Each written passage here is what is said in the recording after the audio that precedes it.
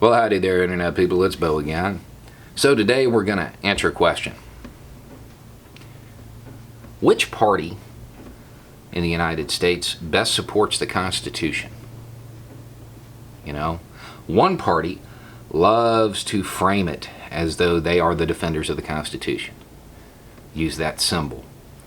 The parchment paper, "We the people," written really large, nothing else visible.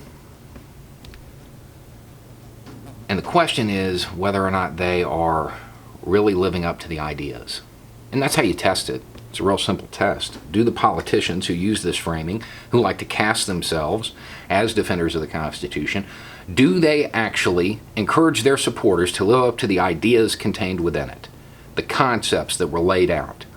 Do they encourage their supporters to support and defend the Constitution? Or do they just care about that parchment symbol? We the people. We the people, in order to form a more perfect union, establish justice, ensure domestic tranquility, provide for the common defense, promote the general welfare, and secure the blessings of liberty. We're going to go through it one at a time. Establish justice. So if, let's say hypothetically speaking, there was a segment of the population that was disproportionately impacted by police violence, that they suffered a sentencing disparity in the criminal justice system.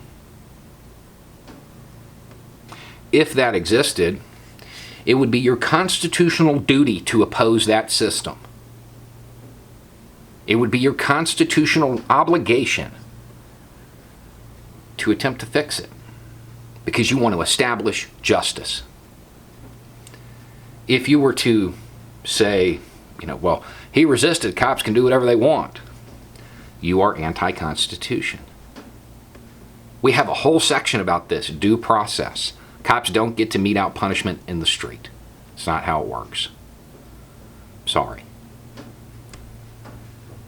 Domestic tranquility. That's one that's come up a lot lately. It's become relevant because we have had some less than tranquil moments. And the response from the We the People crowd, send in the troops. No.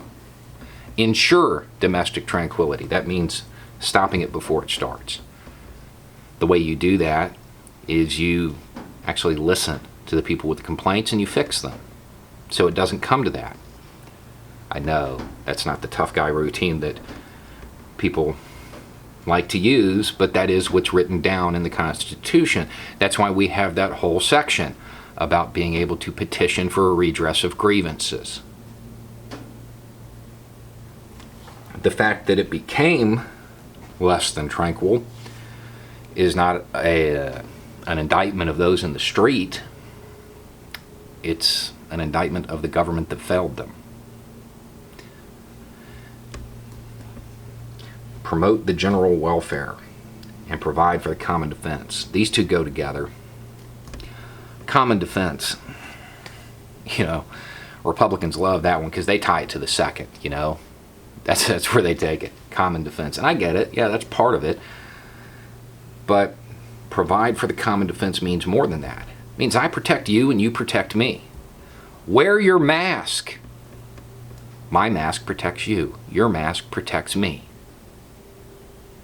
It's your constitutional duty in this case to wear a mask, to look out for your community, to not be selfish.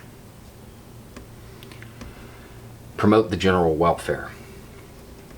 That's kind of the same thing, only to a less critical outcome,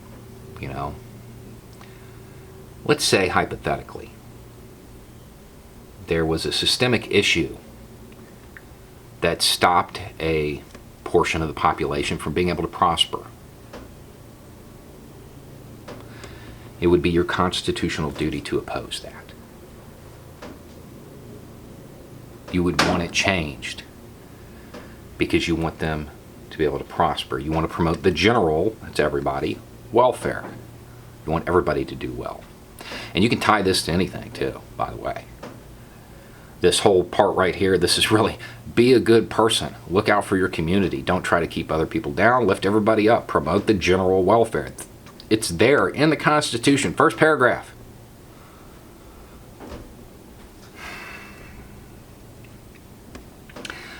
Does not seem to be the mantra of Republicans today. And then secure the blessings of liberty. That's the one they love the most, because they take it to mean they can do anything they want. No, that's actually a warning. Secure the blessings of liberty. And it goes on to talk about how it's for us and those who come after us. So the duty here is to not elect, I don't know, some authoritarian goon who thinks they can rule by tweet. To not elect somebody who calls journalists an enemy of the people anytime they criticize him.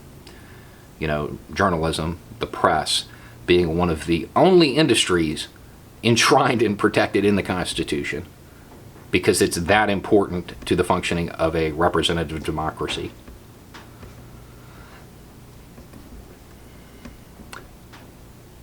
The Republican Party today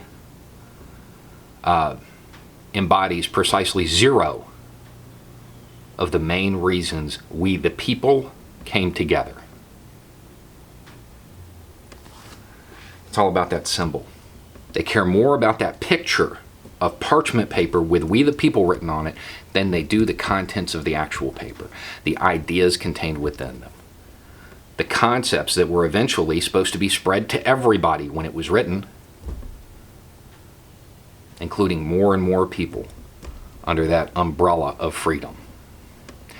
And any time anybody tries to get that umbrella over another group's head, well, they're the conservatives, opposing the very founding documents of this country. You have a constitutional duty to say that Black lives matter. You have a constitutional duty to look for ways to address systemic racism. You have a constitutional duty to look out for your fellow person during the current health crisis.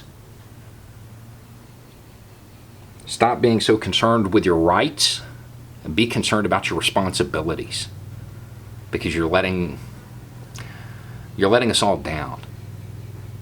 You're failing. Anyway, hopefully more people will join we the people in the struggle to create the society that was promised to us. One where all people are created equal. Anyway, it's just a thought. Y'all have a good day.